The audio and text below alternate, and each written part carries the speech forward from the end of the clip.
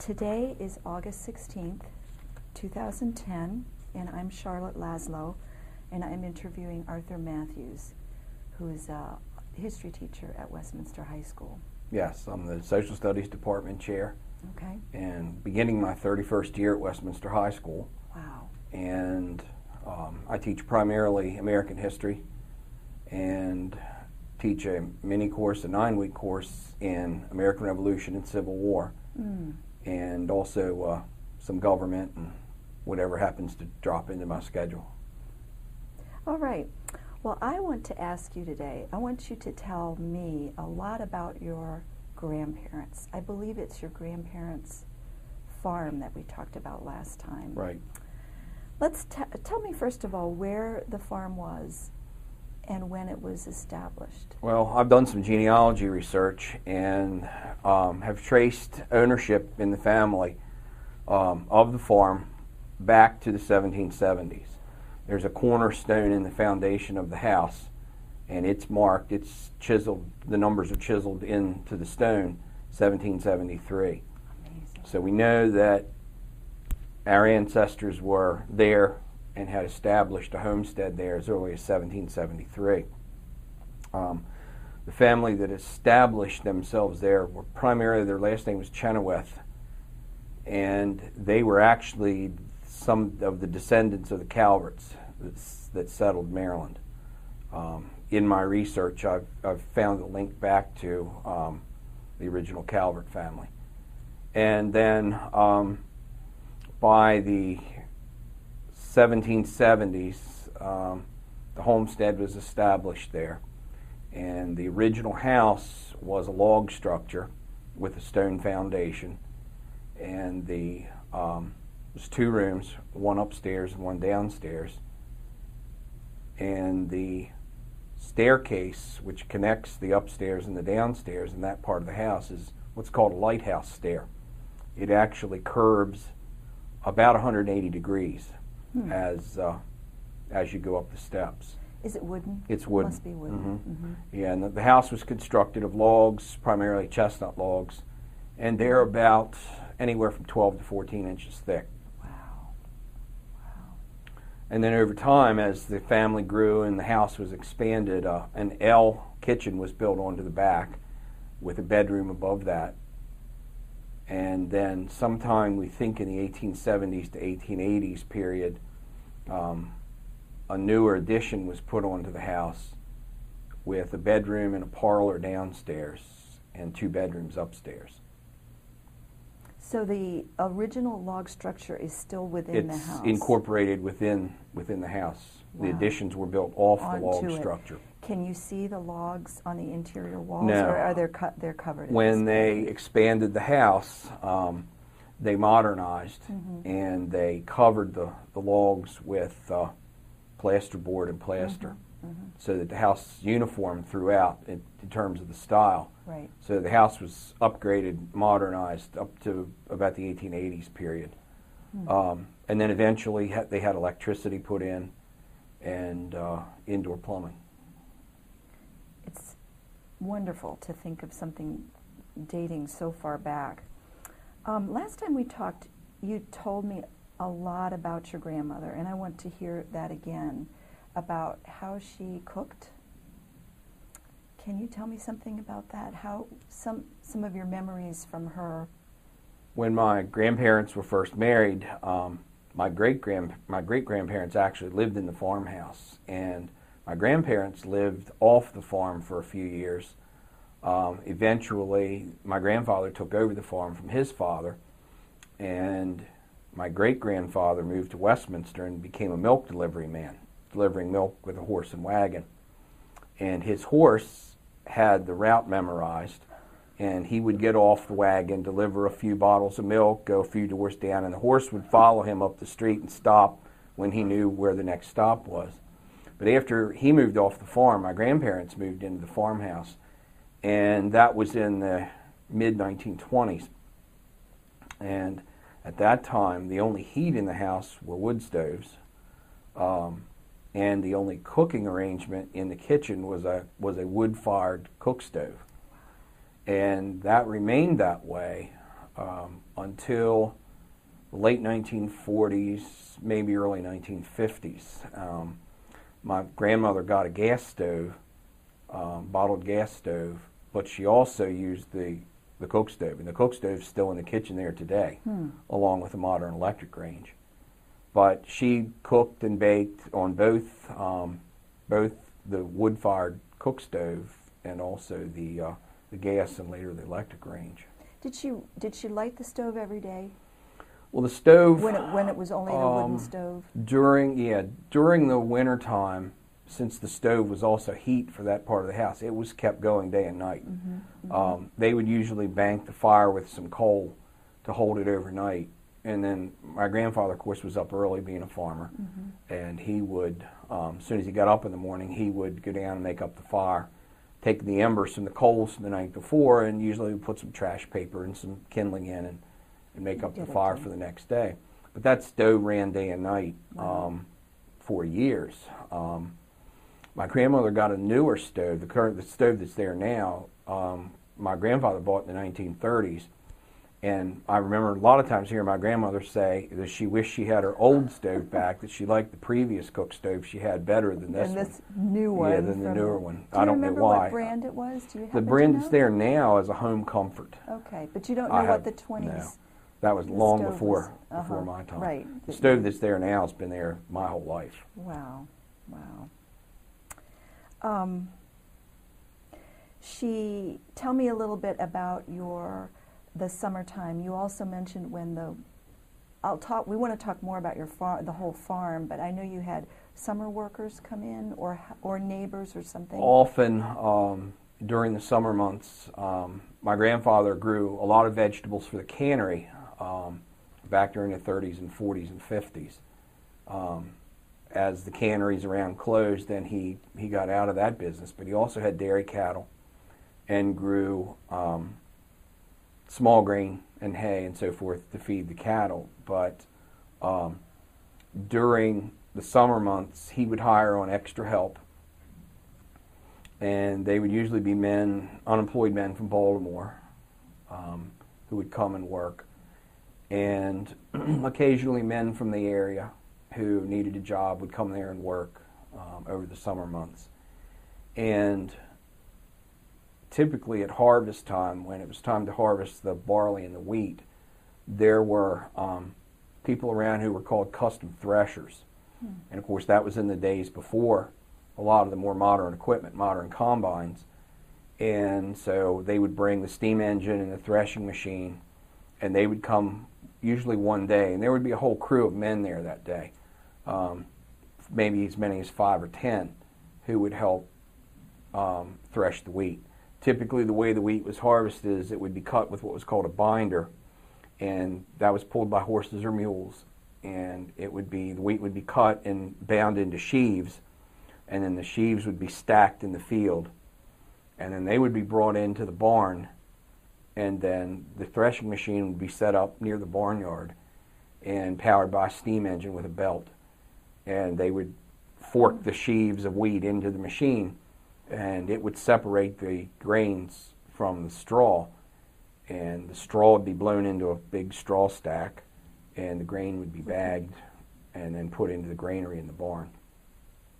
But that was usually a really big day, and I can remember my mother talking about, she was the oldest daughter, and talking about the meals that they fixed on threshing day. And usually they would get up early, and dinner typically on farms around here was in the middle of the day. It was usually around noon. There was a big iron dinner bell on a pole outside of the back door of the house, so when it was time to come in for dinner, my grandmother would go out and ring the bell, and the men would come in from the fields. And typically on days where they had a large threshing crew there, or even on regular days when they had men working there would usually be big dinner in the middle of the day. A turkey or a big roast or and we're a ham. Talking summertime. End of summer, right, around this time. Right, this time of the year, through July and August. And with that there would be bread stuffing, mashed potatoes, gravy, several pies. She said the first thing they do would be to get up in the morning and bake pies, maybe even bread for the meal or rolls for the meal. It would be like the full Thanksgiving dinner, and that was pretty typically done almost on a daily basis. My goodness. Makes you hungry, think about it. It does, and it makes you think about the amount of work that women on farms did in the average day. She had 8 children, so she had all that laundry, all those diapers, Oh my goodness. all the work clothes, and just immense amounts of laundry to do. No washing machine. She had the hot water was heated for the wash on a wood stove in a wash house. Did you, right, you told me earlier she had a separate wash house to Right. do this massive Right. amount of laundry. And Yep. there was no running hot water Yep. there. Yep. So all of the hot water for laundry was heated in a big iron butchering kettle.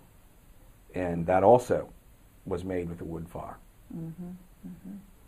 Now, I imagine that your siblings, well, your mother's siblings were all part of this work as well. Absolutely. The children were part.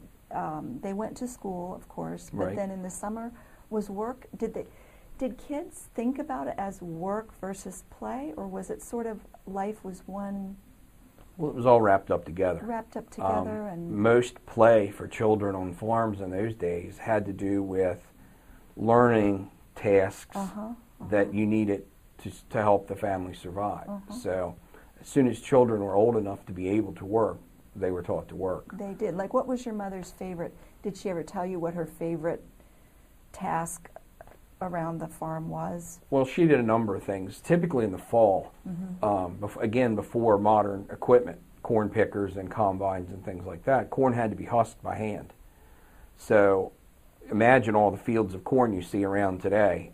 All those corn cobs had to be taken off after they were dried, and then the corn all husked by hand. There was a special husking knife that went on almost like a glove, and you would take the cob and sort of shave the husk off of it, and then usually put the cob of corn into a barrel, and it Now, would this go was into the for corn feed crib. co- This was feed for feed corn. So it would be dry and hard, and Right. they'd be able to be Right. scraped off. Yeah, there was a device that slipped on almost like a glove, and it had a knife that would just take the husk off. But typically after school in the fall, as soon as the kids got home, got a snack, changed their clothes, they went right out to the field to husk corn. It was done in the field? In the field, Okay. usually sitting in a corn shock for protection from the wind. And so the kids would go out and husk corn until dark in the fall, late fall. Corn picking was usually done mid to late October, so from Halloween to Thanksgiving was corn husking time. Amazing. So all that was done by hand. Now back to these summer dinners, the turkey that you mentioned, the fruit pies. Were all of those things from her farm, Typically, the poultry and the berries and so forth, or in addition to raising dairy cattle and hogs, they also raised chickens and turkeys. Sometimes other types of fowl, some geese, occasionally some ducks, guinea fowl sometimes. And so they had a lot of, meat around available for dinner.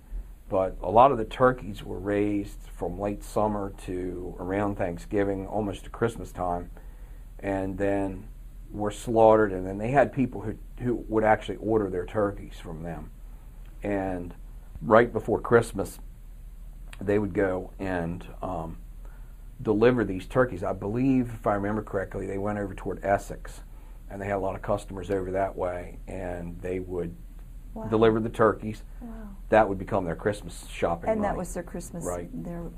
Now, did your grandfather or grandmother do the butchering, or was there an itinerant butcher? No, they did all. They did all their own butchering. They did all of that themselves. Yeah, usually Thanksgiving time was the time when they would butcher hogs. And my great grandmother would come down to the farm. She lived in town in Hampstead. She would come down to the farm and help, and different people would help each other. Different people would butcher on different days, and people would sort of travel around and help each other. But they would kill several hogs. They had a smokehouse and would smoke their own hams and bacon and things like that.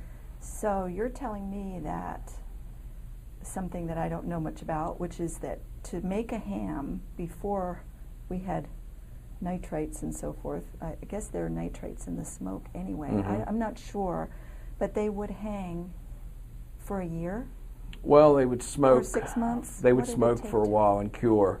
And the smoke then itself was enough was a to curative.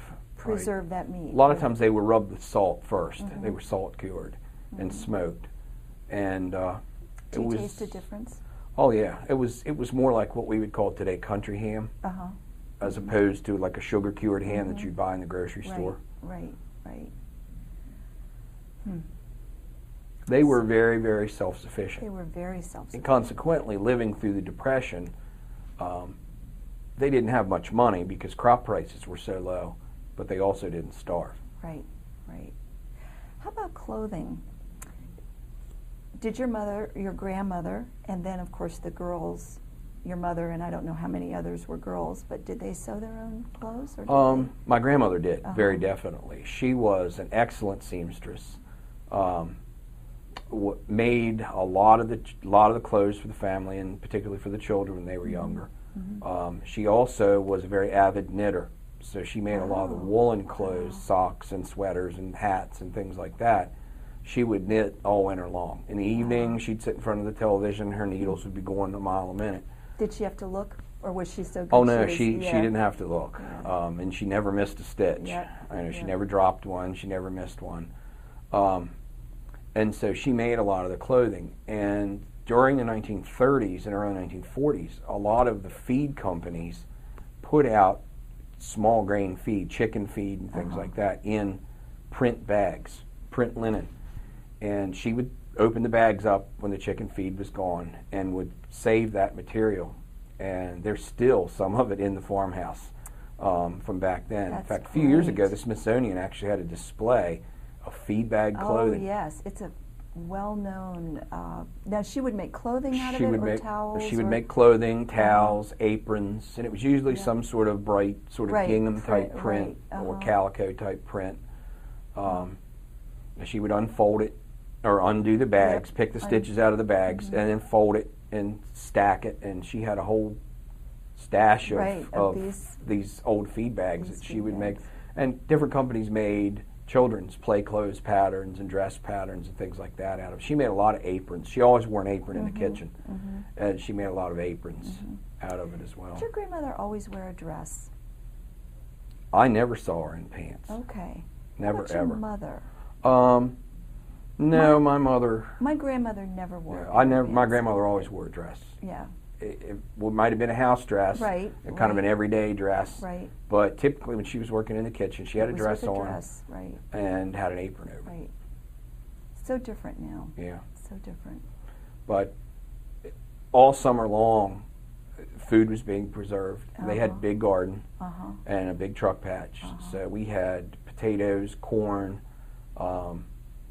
cucumbers, squash, tomatoes, lima beans, green beans, all those kinds of things were grown in the garden Wonderful. and then preserved. Wonderful. And they had fruit trees, they Uh-huh. had apples and cherries and Uh-huh. different kinds of fruit trees, and there were a lot of wild berries on the farm.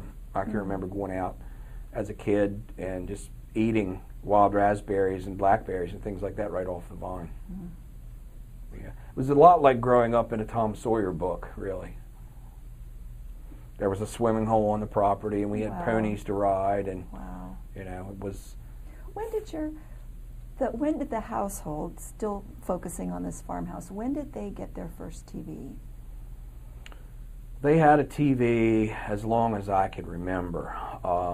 I would guess probably. And you were born in I was born in 1957. Okay. I would guess probably in the late 40s, early 50s. Okay. And they had a color television Uh-huh. fairly early Uh-huh. as well. Do you think that they would have, did the presence of a TV in their house change their life a lot? Did you Probably. ever talk about that? We or never ever talked know? about it. It Uh-huh. was just always there. Uh-huh. Growing up sort of midway through the baby boom, I have no memory of not having television. And most of the people that I knew growing up, even as a small child, had one. I can remember TV when I was 2 and 3 years old.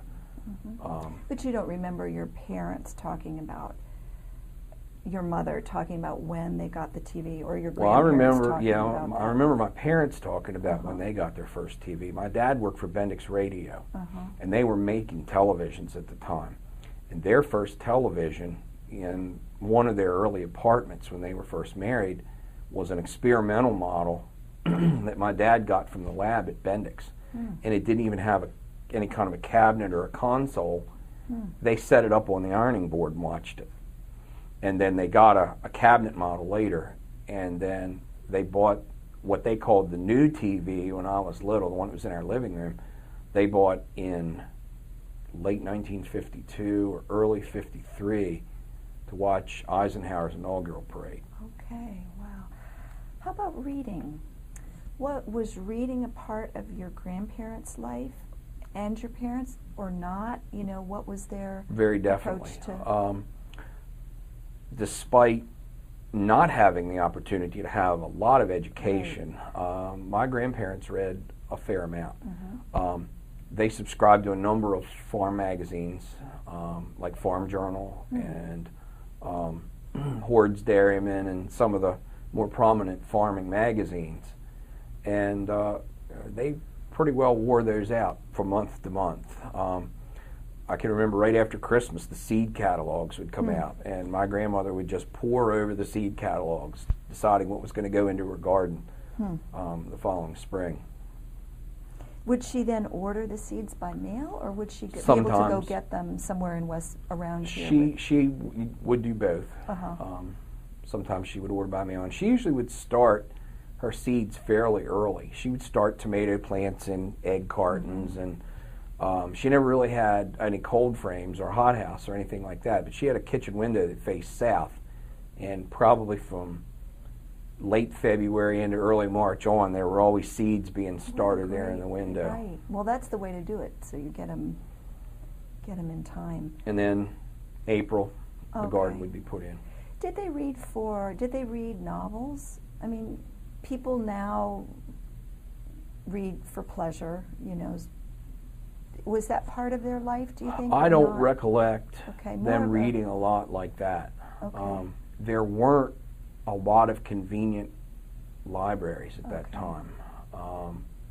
Was there a library in Westminster? There was not one in Westminster until the 1950s. And there was not one in Hampstead until the late 1950s, early 1960s. So there weren't a lot of books available. Now their children, my mother and my aunts and uncles, read more so.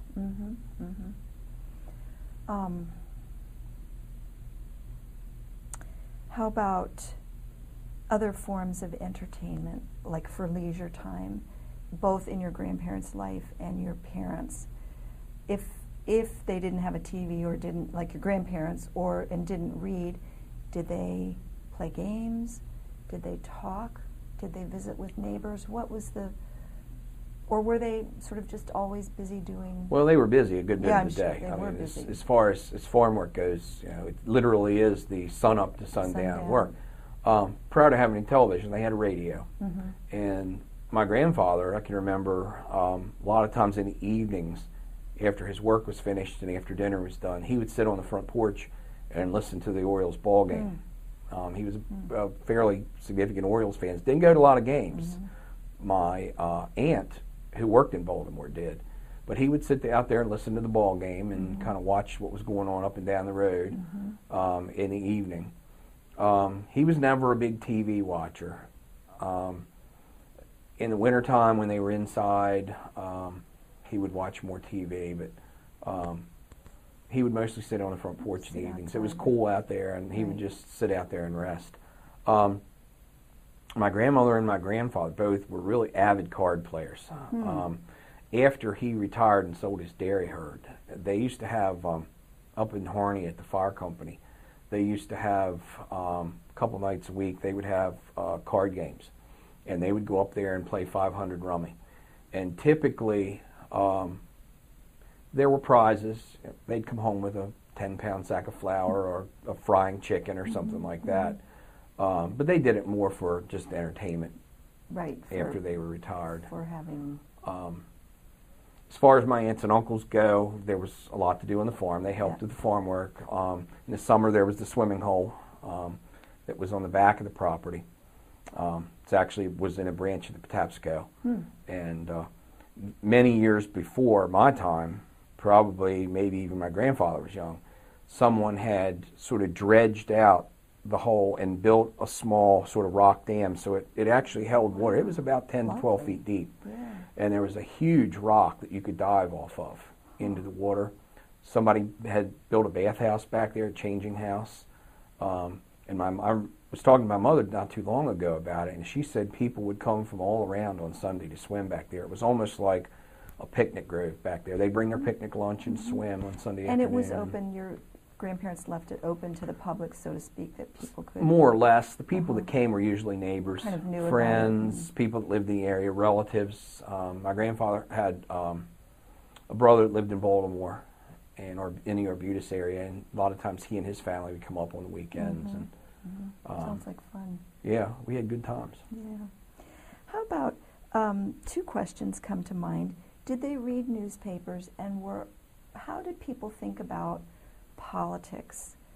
I know that's a huge question, but were your family very involved in, I suppose there was a mayor of Westminster, county government, county policies? Am I way off base? Or no. Was there a county? Or? Anytime you're in business and anytime you own land, you obviously are concerned with issues around land use and the environment and things like that. My grandparents weren't, beyond voting, weren't what I'd call very politically active. However, they were well informed. They got a daily paper. Most often in those days, the Hanover Evening Sun. That was sort of the paper of record for the northeastern part of the county until the Carroll County Times became a daily. So they got what was at that time the local paper, which was out of Hanover, but it had a lot of Hampstead and Manchester news. They usually got the Sunday Sun, often the Sunday American out of Baltimore. So they were well read in terms of the news in the newspaper. And my grandparents were very avid Roosevelt Democrats. Of course, going through the Depression, being a farmer, and with all the farm programs that FDR and the Depression era programs brought to help farmers, they were very, very avid Democrats. Could not see a whole lot of good in most Republicans at the time, going all the way back to Hoover. Do you know of a specific program of FDR's that applied to them, or that they were able to take advantage of? I know in the 1960s, I'm not sure about the 1930s, whether my grandfather got any of the money from the AAA for not farming certain crops or not. But I know during the 1960s, the soil bank program that Lyndon Johnson had in effect, my grandfather put some acreage into that and got payments for the government for not growing certain crops, which was a very similar program to the AAA in the 1930s. How about things like zoning that are big issues, in Carroll County today? Was at that time in the 30s and 40s and 50s, the county was mostly rural. Right. Was there such a thing as development? Was there? No. And there wasn't even really much in the way of a zoning code until the 1960s here. Okay. It really didn't affect them very much because there was so little development at the time. There really wasn't any significant residential development around until the 1960s. And of course that got into a lot of land use issues later in terms of farmers who wanted to retire, sell road frontage lots. And a lot of farmers did that in the 1960s and 70s to help pay for retirement income. So there were issues that developed in terms of how many acres you could subdivide off of a farm and how farms could be subdivided. But my grandfather was still farming up until his death in 1984. So as a result, that wasn't a real big issue for him because at that point he wasn't thinking about that wasn't when he retired, he sold his dairy herd, but he continued to farm and do his own farm work into his 80s. Did he have any opinions, I mean, looking at his neighbors or about that process of what was, did you ever hear him comment about any of that? Or Not very much, Okay. because most of the farms around him at the time remained rural, and there wasn't much development up to that point in time. What do you think they would think of Westminster now? They'd be very surprised at how built up it's become. I can remember going to Westminster with them from the farm, and the farm was located between Fabelsburg on Route 30 and Finksburg on Route 140. So we would typically go out Route 91 to Finksburg and then come up 140 to Westminster. And if you passed 10 cars on 140, that was a lot. You know, there were no traffic lights from Finksburg all the way to probably Angler Road at that time. Wow. On 140. Wow. That's very interesting. Because now you need a reservation, as Right. they say, to get out into the... You asked me also about things that my parents' generation did for entertainment. A lot of my aunts and uncles were active in 4-H, being a farm family. Yep. They were active participants in 4-H. As children? As and children as and adults? as teens. One of my uncles went to University of Maryland and graduated in their ag science program. And then he became the county extension agent for Montgomery County and worked there as a county extension agent for about 30 years. So he stayed in agriculture, but more from the government side. Right. And he also farmed. He farmed close to 1,000 acres in Montgomery County near the Potomac River while he was working as an extension agent. So he was really working 2 jobs at the time. That's interesting. That your family as well sort of spread out over Maryland, didn't all stay real close together in Carroll County. Well, that I think was pretty typical of people after World War II. Yeah. As agribusiness changed and as it became more and more difficult to raise a family on a small farm, a lot of people in my parents' generation didn't continue the tradition of the family farm. Right. So none of my grandparents' children actually took over the farm and farmed it. Right. I want to go back to that one of the comments you made about unemployed men from Baltimore coming up in the summer or at different times to work on the farm. What did you all, or what did your mother's generation think about the city? Did it seem like it was a real faraway place, or did they feel some commonality with, like they delivered turkeys down there and so forth? So, Well, do you have any thoughts about that? There was always a connection to Baltimore because Baltimore was the big market for agricultural products. I mean, so even in the early 1800s, that would have been true. So my grandparents traveled to Baltimore fairly frequently. In fact, my grandmother was driving to Baltimore when she was in her teens. She was one of the early women in Maryland to learn to drive.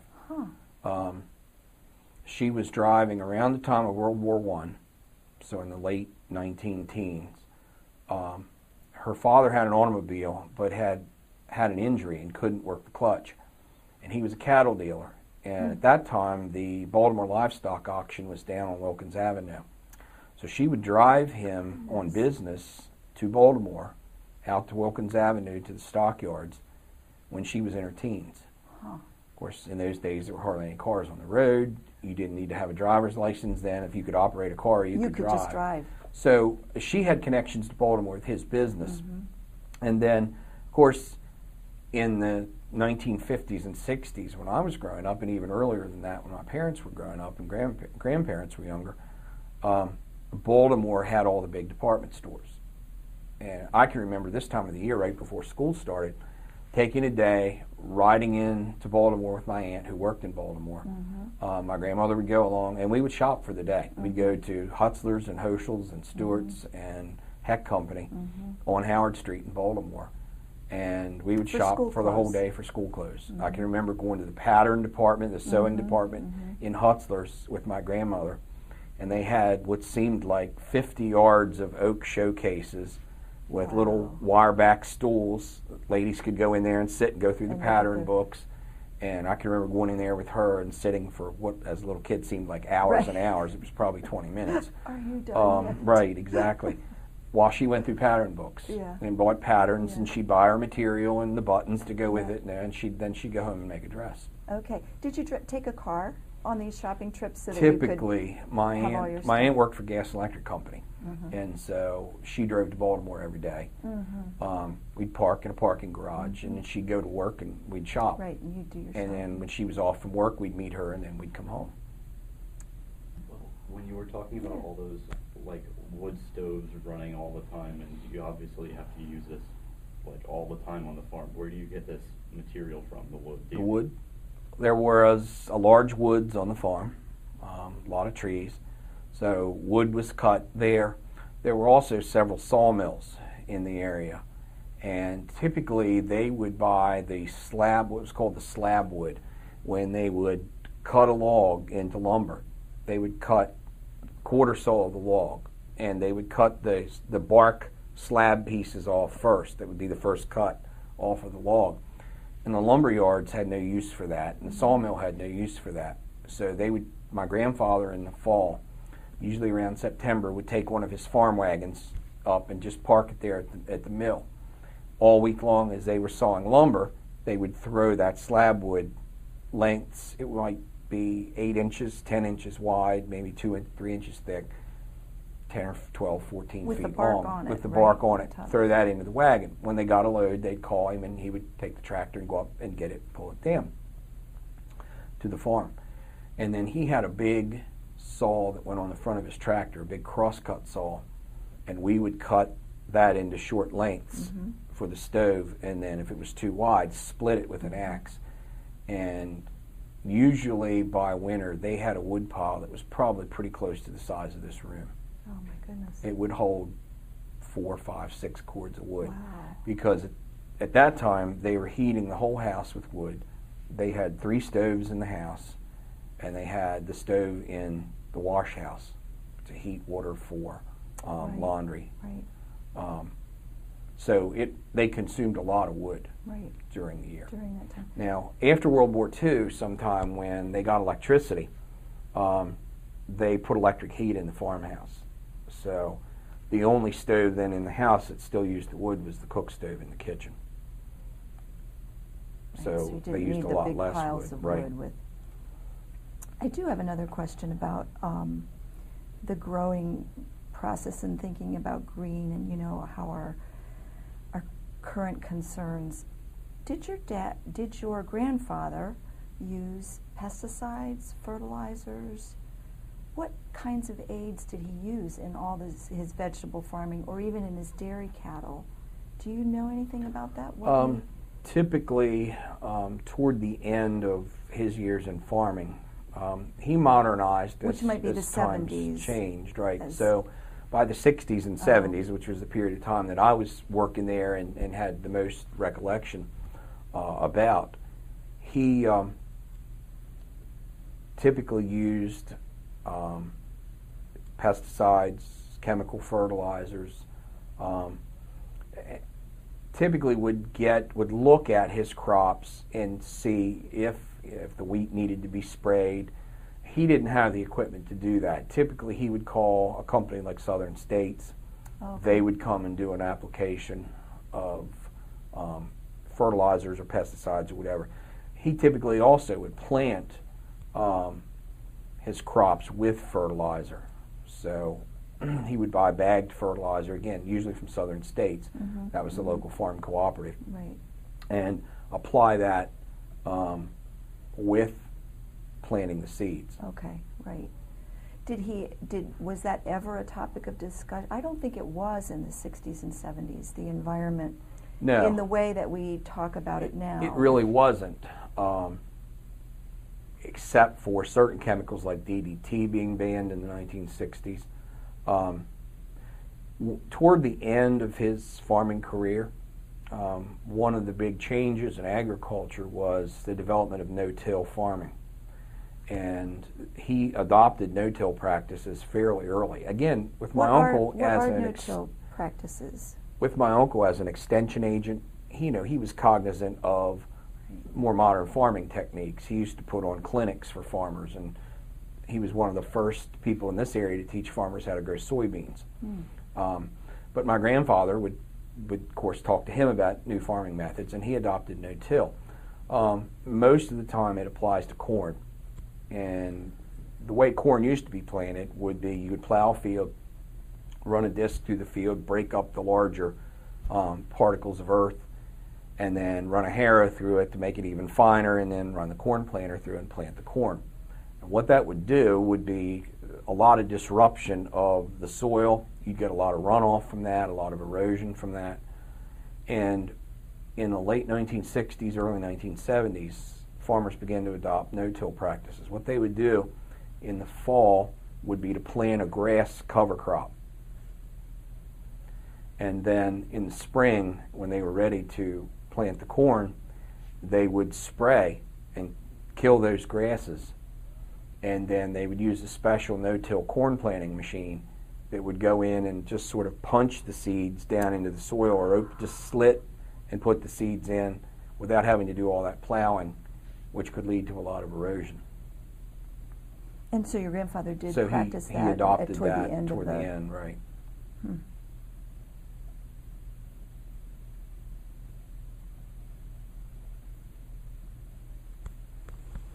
And typically he would farm in the most efficient way possible, but at the same time in the simplest way possible. When he had dairy cattle, of course, he used a lot of the manure from the cattle as fertilizer.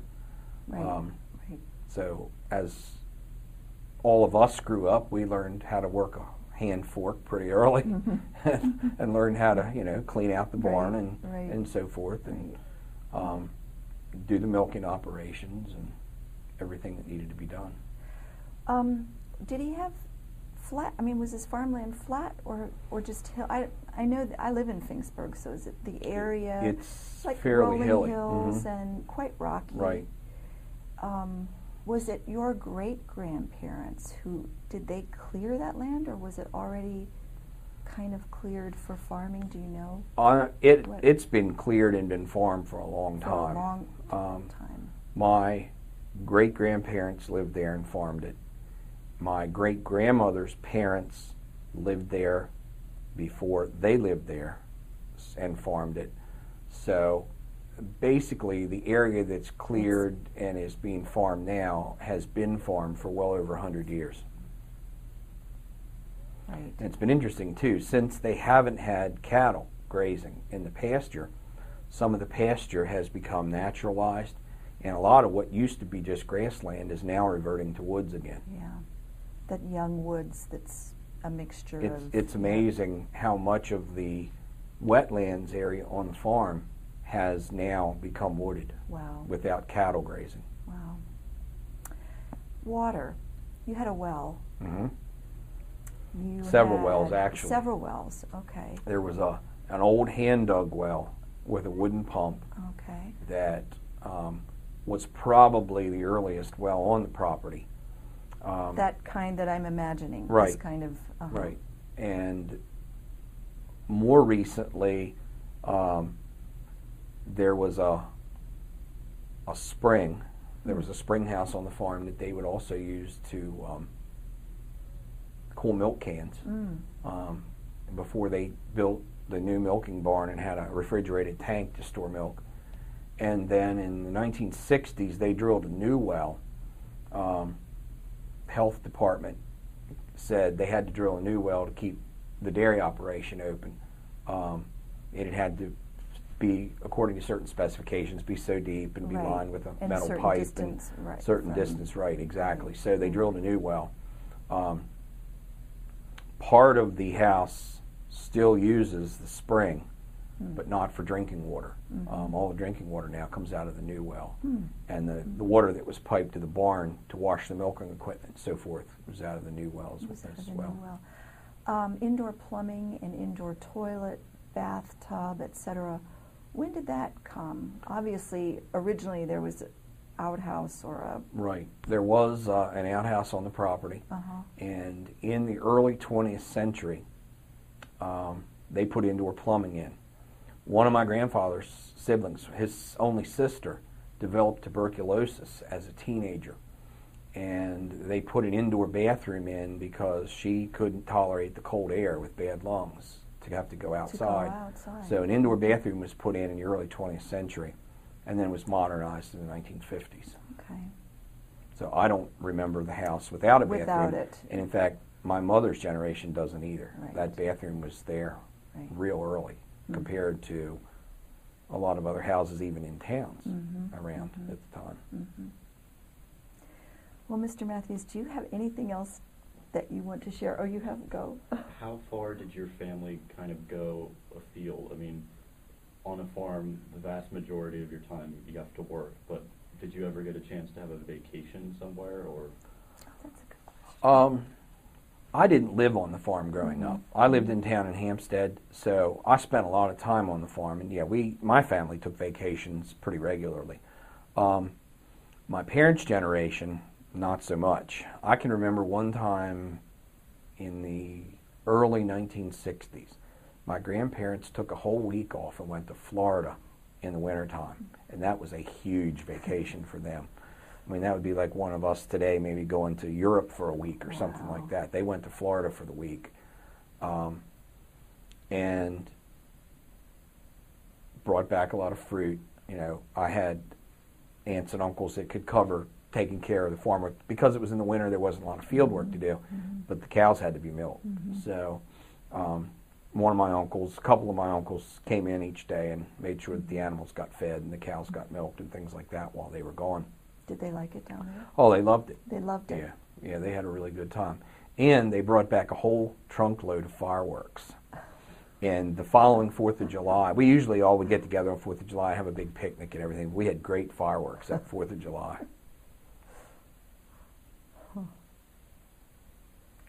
Any other memories you want to add to this? Well, we could go hours with memories of growing up and being a part of that. But it was just, like I said, it was like growing up kind of in a Tom Sawyer book. Yeah. You know, we were pretty much free to roam the farm, you know, as much as we wanted to. We could swim. Like I said, we had ponies to ride and horses to ride, and you know, there were always cats and dogs around to play with, and it was just a real great time. You didn't have to worry about Lyme disease, did you? No. Nobody worried about Lyme disease. There weren't that many deer around then. Really? For the deer ticks. No.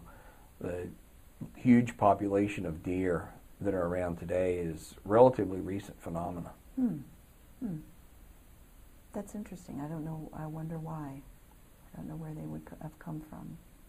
Better game management. Did your grandparents hunt, by the way? No, I really don't come from remember hunting, my grandparents hunting, my grandfather hunting very much. I had an uncle that was a pretty avid hunter. He and I used to hunt quite a bit on the farm. Pheasants, when there were still pheasants around, and rabbits. My dad and I would hunt squirrels in the fall. I just know because my husband grew up and lived quite a bit on what his dad could hunt. But you had your grandparents had a prosperous farm. A couple of my uncles did some trapping for spending money. They would sell pelts, foxes, and skunks. Even in this area, you could do that with. Even when I was in high school in the 1970s, there were guys that still trapped. Really? For the fur? For the fur. For the fur. That's interesting. Well, thank you so much. This has been a great, enjoyable morning. I'm glad we had a chance to do this again. Me too.